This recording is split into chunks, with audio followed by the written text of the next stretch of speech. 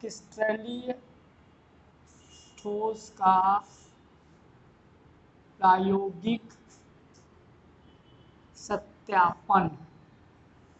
क्रिस्टलीय ठोस का प्रायोगिक सत्यापन, ठीक है। क्रिस्टलीय ठोस के प्रायोगिक सत्यापन में एक साइंटिस्ट थे जिनका नाम था ब्रैग। उन्होंने एक बातें नहीं करना है,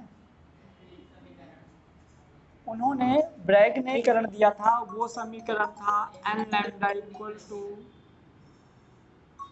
क्रिस्टलीय ठोस मतलब वो वाला ठोस जिसका फार्मूला हम मुंह से बोल पाए।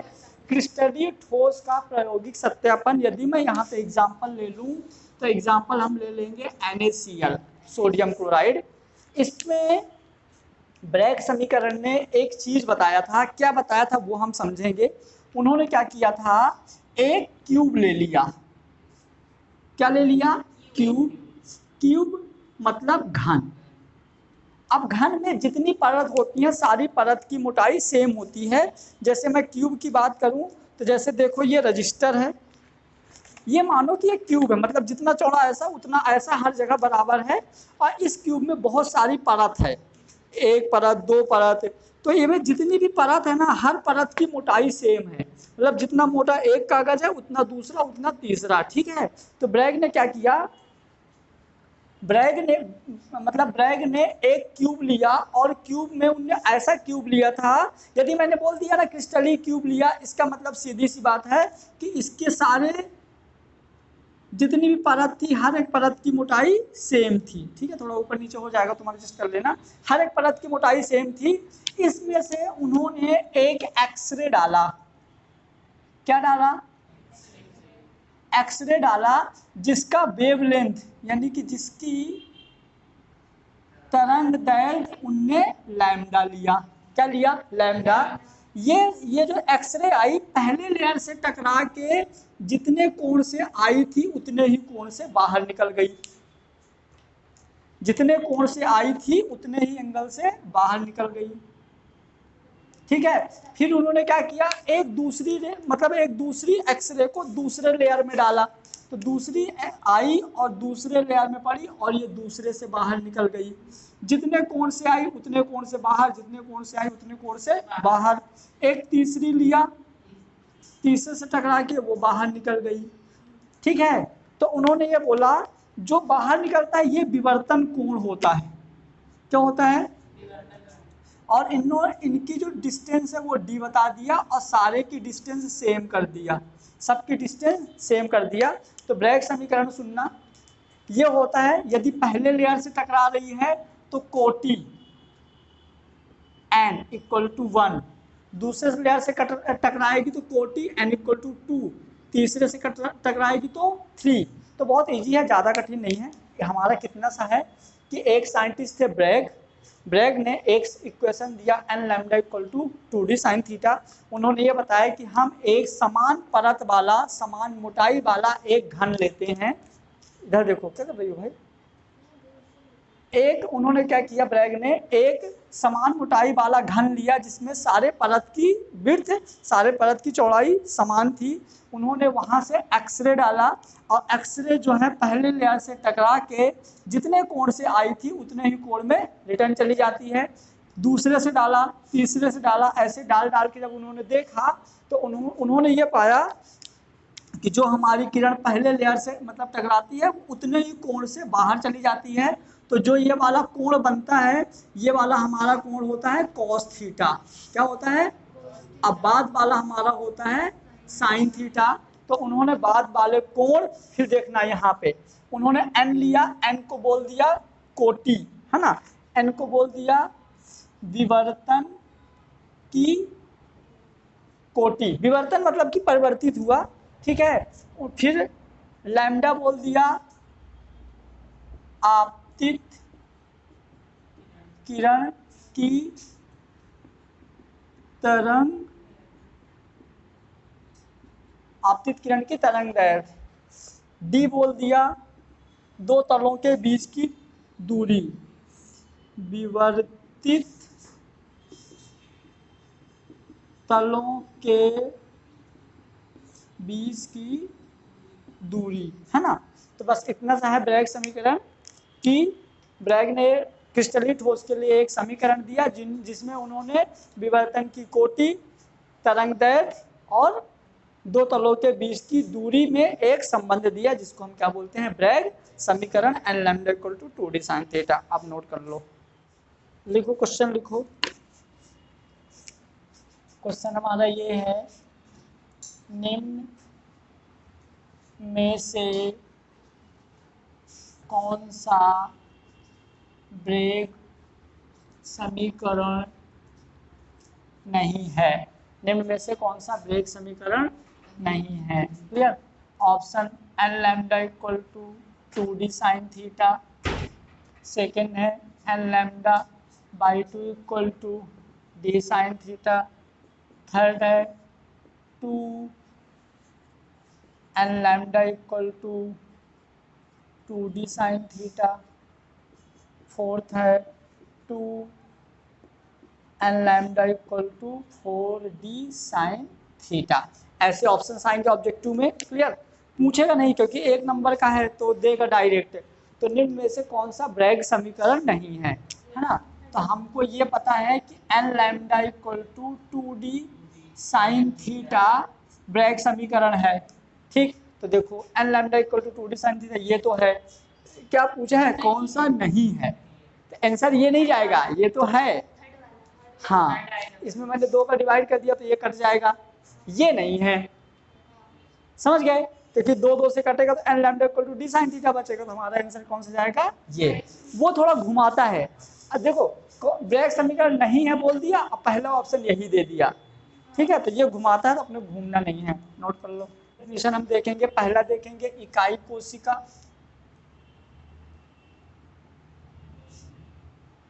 पहला देखेंगे इकाई कोशिका, दूसरा देखेंगे क्रिस्टल संरचना,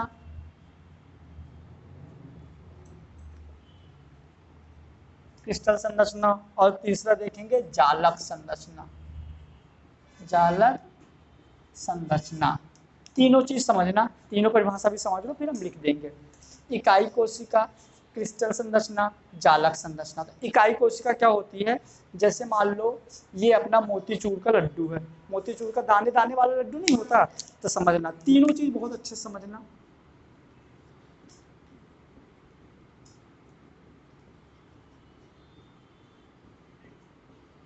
देखो मोतीचूर का लड्डू है ना, तो लड्डू का एक दाना इकाई कोशिका है।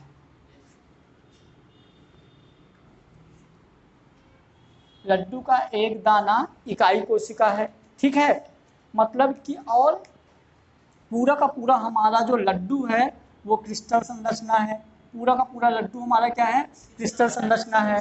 अब ये लड्डू हमारा किस डायरेक्शन में है, जैसे मान लो कि ये हमारा एक्स एक्सिस, ये हमारा वाई एक्सिस, ये हमारा जेड एक्सिस। तो ये इनका जो क्या बताता है, 3D स्ट्रक्चर बताता है जालक संरचना। ठीक है। तो देखो अब यदि हम बात करें इकाई कोशिका की परिभाषा, तो इकाई कोशिका किसी क्रिस्टल संरचना का वह छोटे से छोटा भाग जो पूरे क्रिस्टल संरचना को दर्शाता है। समझना, लड्डू का एक दाना गोल है, अब पूरा का पूरा लड्डू भी गोल है। लड्डू का एक दाना गोल है, पूरा का पूरा लड्डू भी गोल है। इसका मतलब ये है कि इकाई कोशिका क्या होती है, तो क्रिस्टल संरचना का वह संरचना जो पूरे क्रिस्टल संरचना के व्यवस्थीकरण को दर्शाता है। क्रिस्टल संरचना का वह एक भाग जो पूरे क्रिस्टल संरचना के व्यवस्थीकरण को दर्शाता है, क्या कहलाता है, इकाई कोशिका। और इस इकाई कोशिका की जो व्यवस्था है वो हमारी क्या है, क्रिस्टल संरचना। और ये जो व्यवस्था है, जो इनका अरेंजमेंट है, जो रखा हुआ है, ये हमारा होगा जालक संरचना। इसका एक एग्जांपल और, जैसे दीवार की ईंट, एक दीवार की ईंट 4 कोने की है, पूरी दीवार भी, तो इकाई कोशिका क्या हो गया, ईंट। क्रिस्टल संरचना क्या हो गया, पूरी दीवार। और ये दीवार 2 एक्सिस में रखी है, एक ऊपर एक ऐसे, सिर्फ 2 एक्सिस में रखी है। तो ये हम 2D में रखी है, तो ये हो जाए एक्स और वाई में, तो ये हो जाएगा हमारा क्या, जालक संरचना। यदि हम लड्डू की बात करें या बॉल की बात करें तो तीनों एक्सिस कवर करता है, एक्स वाई जेड तीनों कवर करता है, तो ये हो जाएगा हमारा क्रिस्टल जालक संरचना। तो पहले हेड निकालो इकाई कोशिका, तो फिर वो नहीं आएगा, फिर गलत हो जाएगा। मतलब जैसे दीवार है ना, नहीं हो पाएगा, कैसे गोल ईंट जोड़ोगे, नहीं जोड़ सकते। यदि मतलब अलग हो जाएगा फिर वो इकाई कोशिका नहीं होगी। मतलब इकाई कोशिका मतलब ये कंफर्म हो कि जिस तरह की कोशिका हो ना उसी तरह की पूरी उसकी क्रिस्टल संरचना बनना चाहिए। हाँ लिखो इसके अंदर, पहले लिखो इकाई कोशिका क्रिस्टल संरचना का वह छोटे से छोटा भाग। हाँ लिखो इकाई, इकाई कोशिका है। हाँ इकाई कोशिका, जनरल डेफिनेशन, सामान्य परिभाषाएं।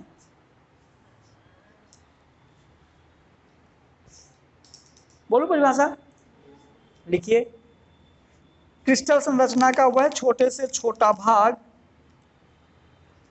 क्रिस्टल संरचना का वह छोटे से छोटा भाग जिसकी बार बार पुनरावृत्ति करने पर, क्रिस्टल संरचना का वह छोटे से छोटा भाग जिसकी बार बार पुनरावृत्ति करने पर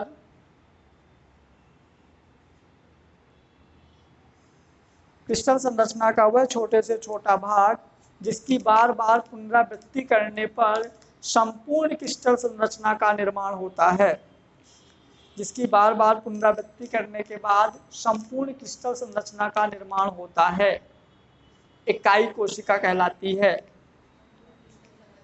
निर्माण होता है संपूर्ण क्रिस्टल संरचना का, जिसकी बार बार पुनरावृत्ति करने पर, बार बार पुनरावृत्ति करने पर संपूर्ण क्रिस्टल संरचना का निर्माण होता है, इकाई कोशिका कहलाती है।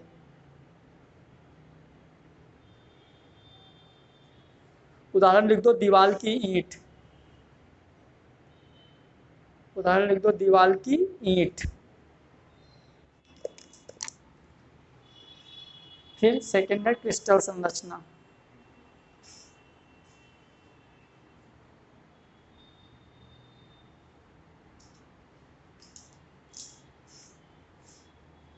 बोलो क्रिस्टल संरचना, लिखो वह वास्तविक त्रिविम संरचना,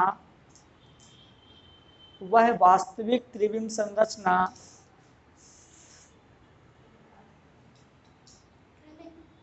वह वास्तविक त्रिविम, वह वास्तविक त्रिविम संरचना जो इकाई कोशिका के, सॉरी, वह वास्तविक त्रिविम संरचना जो अनंत इकाई कोशिकाओं के, वह वास्तविक त्रिविम संरचना जो अनंत इकाई कोशिका के व्यवस्थीकरण को दर्शाता है, वह वास्तविक त्रिविम संरचना जो कि अनंत इकाई कोशिका के व्यवस्थीकरण को दर्शाता है क्रिस्टल संरचना कहलाता है, क्रिस्टल संरचना कहलाता है।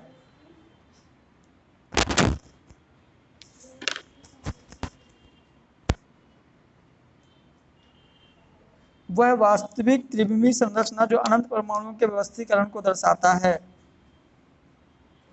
वह वास्तविक त्रिविम संरचना जो कि अनंत परमाणु के व्यवस्थीकरण को दर्शाता है क्रिस्टल संरचना कहलाता है। अब लिखो जालक संरचना, लिखो वह त्रिविम संरचना, लिखो जालक संरचना, वह त्रिविमीय संरचना, वह त्रिविमीय संरचना, वह त्रिविमीय संरचना जो कि इकाई कोशिका, जो कि इकाई कोशिका परमाणु के, जो कि इकाई कोशिका परमाणु के व्यवस्थीकरण को, इकाई कोशिका परमाणु के व्यवस्थीकरण को दर्शाता है, इकाई कोशिका परमाणु के व्यवस्थीकरण को दर्शाता है, इकाई कोशिका परमाणु के व्यवस्थीकरण को दर्शाता है, जालक संरचना कहलाता है। 3 प्रकार की जालक संरचनाएं दिखाता है। पहला है सरल घन, जिसको हम बोलते हैं सिंपल क्यूब। दूसरा है काय केंद्रीय घन, जिसको हम बोलते हैं बॉडी सेंटर क्यूब। तीसरा है फलक केंद्रीय घन, जिसको हम बोलेंगे फेस सेंटर क्यूब। इसको शॉर्ट में सिंपल क्यूब, इसको शॉर्ट में BCC, इसको शॉर्ट में FCC। लिख लो तीनों।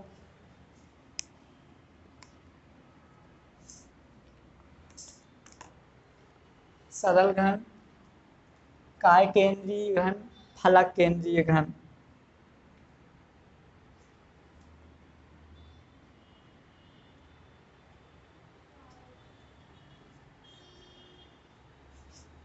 सरल घन, काय केंद्रीय घन और फलक केंद्रीय घन। लिख दिया, इंग्लिश में भी लिख दो। लिख दिया। कैसे?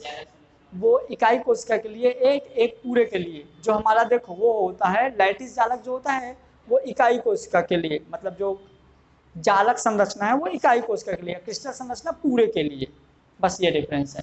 देखो इधर, जैसे हमने दीवार ईंट रख रख के दीवार बना दिया तो एक क्रिस्टल संरचना हो गया, लेकिन जो सिर्फ ईंट है वो जालक संरचना हो गया। कैसे? ईंट रखी हुई है, अरेंजमेंट अलग रहेगा ना। ईंट को रखोगे तो एक्स और वाई एक्सिस में रखोगे, लेकिन मोतीचूर में लड्डू का एक दाना रखोगे तो एक्स वाई जेड तीनों एक्सिस में रखोगे।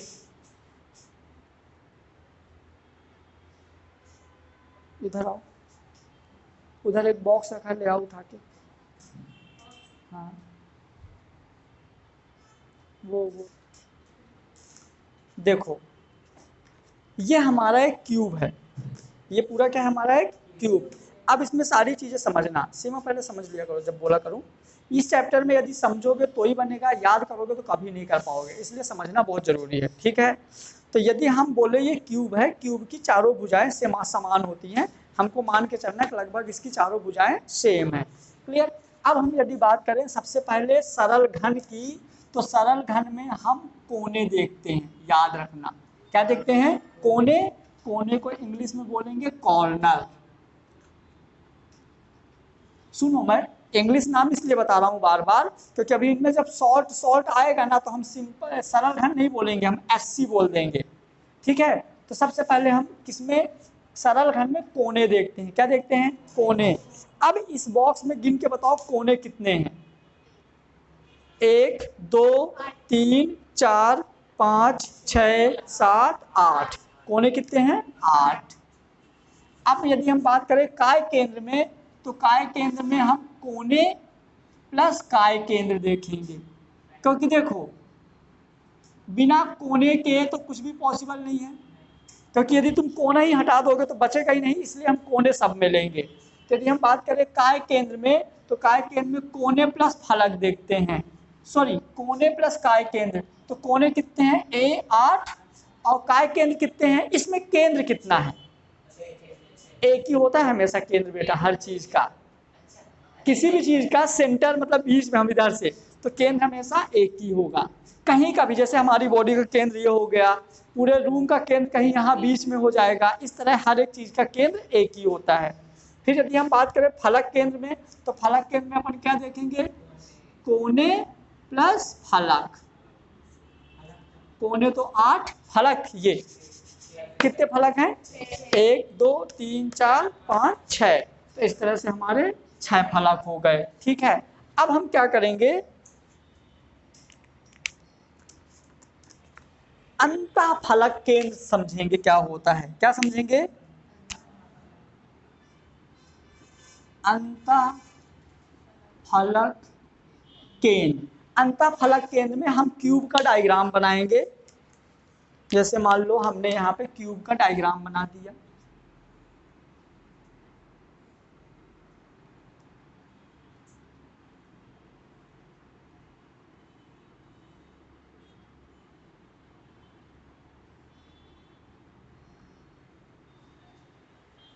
क्यूब बन गया। अब इस क्यूब के डायग्राम को हम क्या करेंगे? अंतःफलक कोण, अंतःफलक कोण में हम देखेंगे कितने कोण बनेंगे। तो देखो इसमें समझो, यदि हम बात करें इस क्यूब में तो 3 एक्सिस होती है। एक हमारा हो गया एक्स, एक हमारा हो गया बाई, एक हमारा हो गया Z, Z axis, x axis और बाई एक्सिस। एक्स एक्सिस वाले भुजा की लंबाई को हम बोल देंगे ए, स्मॉल ए ले लो। बाई एक्सिस वाले भुजा की लंबाई को हम बोल देंगे बी, और जेड एक्सिस वाले लंबाई को हम बोल देंगे सी। ठीक है, तो यदि हम अंतःफलक के बात करें, अंतःफलक में जो भुजा की लंबाई है, भुजा की लंबाई की बात करें तो हमारा सिंपल क्यूब, बीसीसी और एफसीसी, तीनों के लिए भुजा की लंबाई समान रहेगी, मतलब a equal to B equal to c. ठीक है, अब यदि हम बात करें भुजा की लंबाई नहीं, अंतःफलक कोण, किसकी बात करें, अंतःफलक कोण की बात करें, तीनों में अंतःफलक कोण की बात करें तीनों में, किसमें, सिंपल क्यूब, बीसीसी और एफसीसी। तो सुनो, यदि हम बात करें x और y के बीच का ये कोण तो अल्फा मानेंगे, इसके और इसके बीच का बात करें तो बीटा, इसके और इसके बीच की बात करें तो गामा, अल्फा बीटा और गामा, है ना। तो यदि हम बात करें सिंपल क्यूब में तो देखो alpha equal to beta equal to gamma equal to 90 degree होगा, है ना। यहाँ भी alpha equal to beta equal to gamma equal to 90 degree होगा, alpha equal to beta equal to gamma equal to 90 degree होगा। जिस प्रकार अंतःफलक के भुजा की लंबाई बराबर होती है ए बी इक्वल टू सी, इसी तरह अंतःफलक कोण भी बराबर होता है। ये बहुत बार एग्जाम में आता है, क्या करेगा, बोल देगा बी, है ना, बी सी सी के भुजा की लंबाई होती है, पहला A equal to B equal to C, दूसरा A not equal to B equal to C, तीसरा A equal to B not equal to C, चौथा दे दिया ऑल या नन ऑफ दीज। तो हमको पता होना चाहिए यदि हम घन की बात कर रहे हैं, किसकी बात कर रहे हैं, घन, तो घन के तीनों भुजाएं की लंबाई समान होगी और तीनों कोण समान होंगे। समझ में आ गया, ठीक है, इसको अच्छे से नोट कर लो।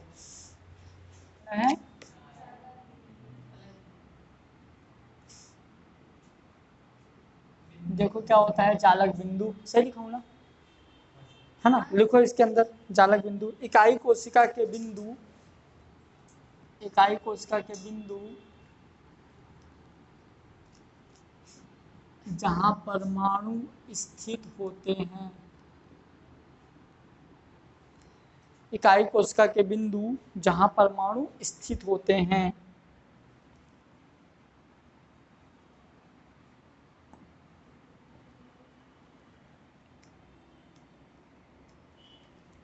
यदि हम बात करें घन में जालक बिंदु की, यदि हम बात करें घन में,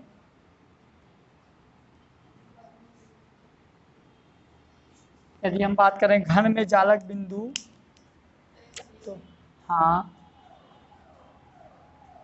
पहले हम देख, नहीं नहीं, जालक बिंदु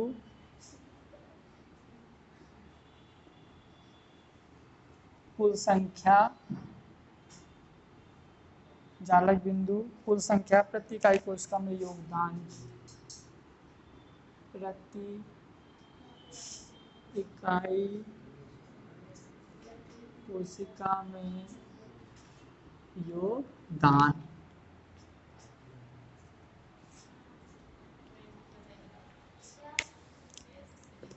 चलो देखो, बातें नहीं करो, यदि हम बात करें सबसे पहले जालक बिंदु, तो जालक बिंदु में हम नंबर 1 ले लिया कोने, ये मत सोचना ये मैं ब्रैकेट गलती से दूर बनाया हूँ, इसका भी एक लॉजिक है। जैसे मैंने बोला कोने, अब यदि हम इसमें बात करें कोने, ये हमारा पूरा क्यूब है, यदि हम ये अभी यदि तुम समझ लिए ना तो तुमसे मान लो 70% क्वेश्चन यहाँ से बन जाएंगे। अभी मैं 3 पॉइंट बताऊंगा, तीनों पॉइंट बहुत अच्छे समझना है। यदि हम बात करें ये हमारा क्या है, क्यूब है, तो क्यूब में कोने कितने हैं, पक्का, तो हमने लिख दिया कोने यहाँ पे 8, ये समझना बहुत जरूरी है, जिसको हम जेड से प्रदर्शित करते हैं। क्या? प्रति इकाई कोशिका में योगदान। ये जो हमारा कोने हैं, कितने और कोने से जुड़ सकता है?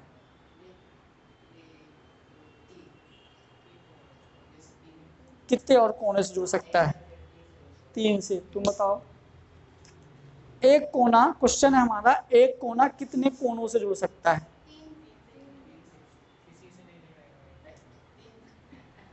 चलो अपन ट्राई करते हैं, हाथ दिखाओ, ऐसे करो, ऐसे देखो, इधर इधर देखो सब लोग, पिन देना बेटा। ये एक कोना है, ये एक कोना है, ये एक अलग बॉक्स है, ये एक अलग बॉक्स है, ये एक अलग बॉक्स है, ये एक अलग बॉक्स है। तो यहाँ पे ये एक कोना, 4 तो ऑलरेडी जुड़ गया। ये एक कोना ना बेटा, मतलब यदि मैं बात करूं, सुनो, यदि मैं इस कोने की बात करूं, इस कोने की बात करूं, तो इस कोने से ये तो जुड़ा ही है। और करो, ये भी जुड़ गया, ये भी जुड़ गया, जुड़ गए। 4 इसके ऊपर रख दो, 8। लेकिन यदि तुम इसके नीचे रखोगे तो नहीं जुड़ेगा उससे, क्योंकि नीचे वाला कोना तो ये होगा। मतलब कि यदि मैं बात करूं इस कोने से, तो इस कोने में तो एक ये जुड़ गया, एक यहाँ बगल में रख दिया, 2 जुड़ गया, एक इधर रख दिया, 3 जुड़ गया, एक ऐसे रख दो, 4 जुड़ गया, 4 इसके ऊपर रख दो, 8 हो गए। नीचे यदि तुम रखोगे तो ये कोने से जुड़ेगा, इससे थोड़ी जुड़ेगा। क्लियर हुआ? तो ये हमारा होगा योगदान। तो योगदान होगा 1/8 का, मतलब एक कोना 8 से जुड़ेगा, तो हो जाएगा 1/8। आ गया समझ में? ठीक है। प्रति इकाई कोशिका में योगदान, प्रति इकाई कोशिका में योगदान 1/8 का, मतलब कि यहाँ हम लिख सकते हैं, लिखो इसके नीचे, ऐसे बनाओ पहले फिर लिखो, अभी इसको जेड बाद में लिखेंगे। देखो इसके नीचे लिखो, हाँ हाँ, स्थित होते हैं, लिख दिया। चलो अब हम दूसरा देखेंगे। देखो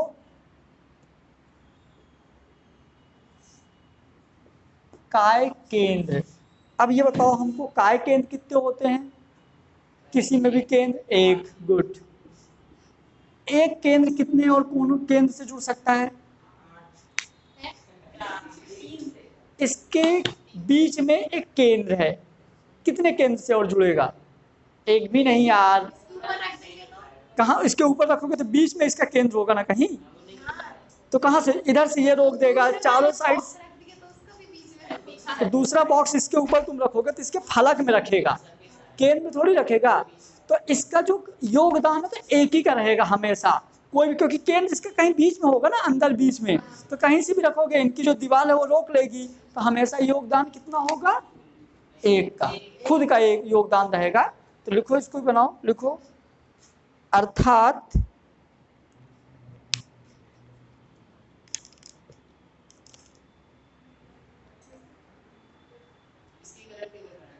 हाँ, ये तो वो काय केंद्र की हो गई, वो उसकी वो कोने की थी, ये काय केंद्र की है।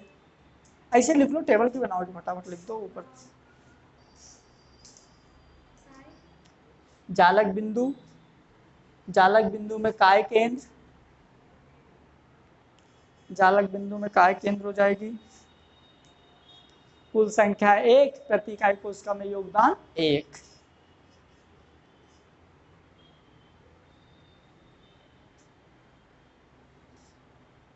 तुम लगा लिए दिमाग? सही है।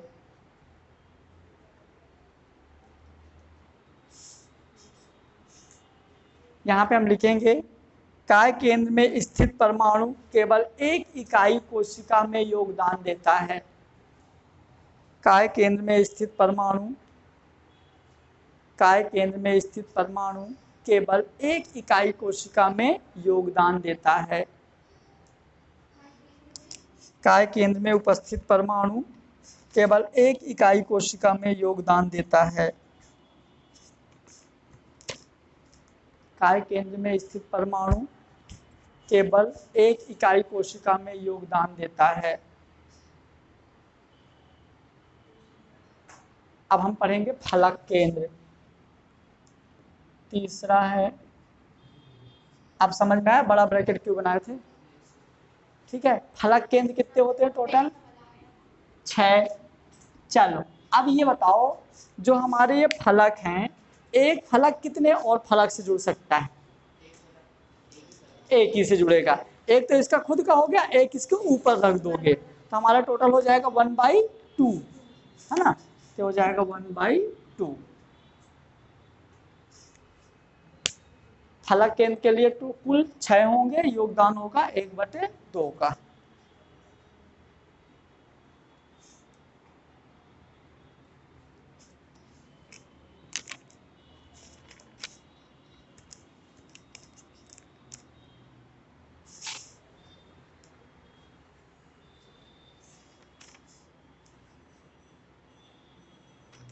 फलक केंद्र में स्थित परमाणु 2 इकाई कोशिका में योगदान देते हैं, है ना?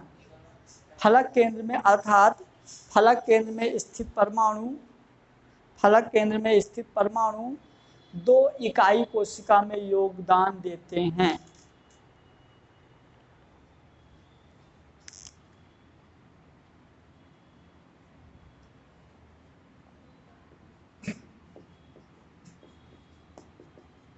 एक और देखेंगे लास्ट, कोर केंद्र।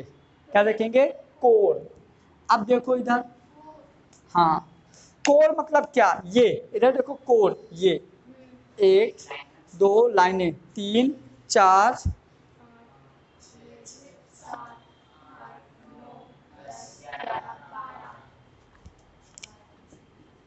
योगदान कितने का होगा?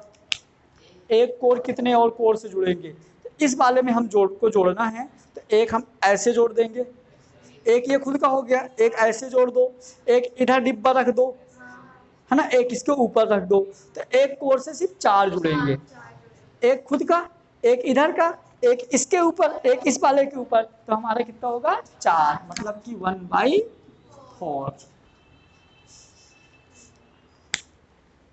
अर्थात कोर केंद्र पर स्थित परमाणु 4 इकाई कोशिका में योगदान करता है। अर्थात कोर केंद्र में स्थित परमाणु 4 इकाई कोशिका में योगदान करता है।